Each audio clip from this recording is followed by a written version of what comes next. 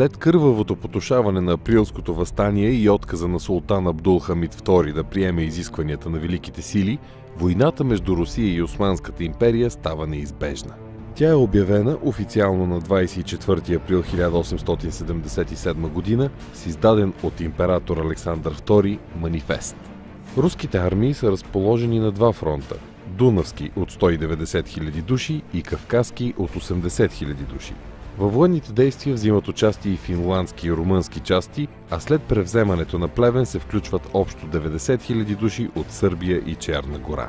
Не по-малко важен съюзник на Русия е и българското опълчение, което достига до над 10 000 души. На 18 май на специална церемония в Плоещ на българските опълченци е връчено Самарското знаме, един от най-важните символи на българската армия. Османските сили на Балканите наброяват 280 000 души, като 190 000 от тях са разположени в укрепленията по Дунав, в североизточна България, а другите действат на Кавказския фронт. На Кавказския фронт боевете започват още през април, а на Дунавския едва 2 месеца след обявяването на войната. На 22 юни 1877 година долнодунавският отряд на генерал Цимерман извършва десант при Галац, навлиза в северна Добруджа и освобождава първите български селища. Задачата на отряда е да заблуди противника, че това е посоката на основния руски удар. На 27 юни главните руски части преминават реката при Свищов, освобождават града и прехвърлят останалите войски. Следва разделението на армията на 3 отряда с конкретни военни задачи. Предният, с командир генерал Йосиф Гурко, е със състав от 12 000 бойци, включително и българското опълчение, и трябва да напредне бързо към централните старопланински проходи. Западният, от 35 000, е командван от Николай Клиденер и се насочва към Никопол. Източният отряд е начело с престолонаследникът Александър Александрович и има най-голям състав – 70 000 души, тъй като получава нелеката задача да блокира турските части в североизточна България. Корпусът на Цимерман спира на линията Черна вода-Кюстенджа и това поставя най-голямата турска армия, съсредоточена в четириъгълник от крепости Русе, Силистра, Варна и Шумен, пред трудна дилема.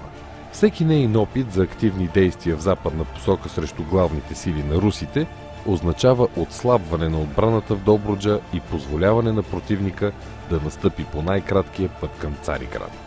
Междувременно отрядът на генерал Гурко освобождава Търново на 7 юли, преминава Стара планина, превзема селищата в Казанлъшката долина и атакува на юг Шипченския проход и връх Свети Никола. Успява да освободи и Стара Загора, но получава сведения за руските неуспехи край Плевен. Атаките на града са отбити и Сюлейман Паша се насочва с армията си към Стара Загора. На 31 юли двете войскови части се срещат пред града. Тази битка става бойно кръщене на българското опълчение. Въпреки невероятната храброст на опълченците, които успяват да съхранят бойното си знаме, отрядът отстъпва пред напора на 4-кратно по-многобройните сили на Сюлейман Паша. Стара Загора е опожарена, а предният отряд е разформирован край село Шипка. Въпреки тежкото положение, генерал Столетов решава да удържи на всяка цена шипченската позиция, защото има опасност частите на Сюлейман Паша да се съединят с блокираните в Северна България турски сили.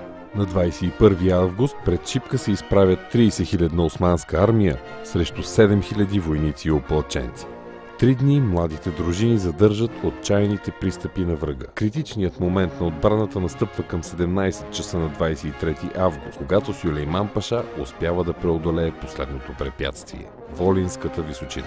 В този миг битката изглежда загубена, но пристига помощ от генерал Фьодор Радецки, който предприема неочаквана контратака, възстановила позицията.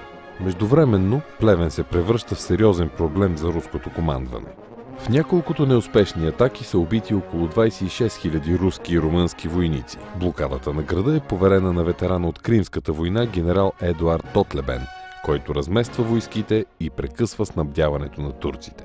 На 10 декември Осман Паша е принуден да се предаде. От този момент насетне Дунавската армия преминава в много мощно настъпление, донесло освобождението на десетки селища. Руското командване се решава на изключително рискована операция – преминаване на старопланинските проходи през зимата на 1877-78 година и нанасяне на решително поражение на Османската империя. На 4 януари 1878 година, при тежки зимни условия, отрядът на генерал Горко освобождава София. По същото време, руски войски и българското опълчение под командването на генерал Радецки превземат военния лагер при Шипка, Шейново, където заедно с Вейсел Пеша са пленени 23 000 османски войници. Следва мощно настъпление по всички фронтове през януари 1878 година. След превземането на Пловдив и падането на Одрин, османското военно поражение става неизбежно. На 31 януари 1878 година е подписано примирие, слагащо край на военните действия. Започват дипломатическите преговори.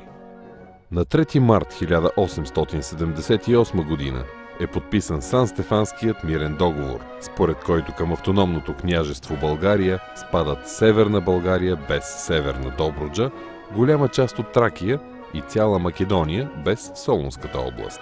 На великите сили обаче не им харесва идеята за голяма славянска държава на Балканите и Берлинският конгрес от лятото на 1978 година разкъсва жестоко новоформираната българска държава.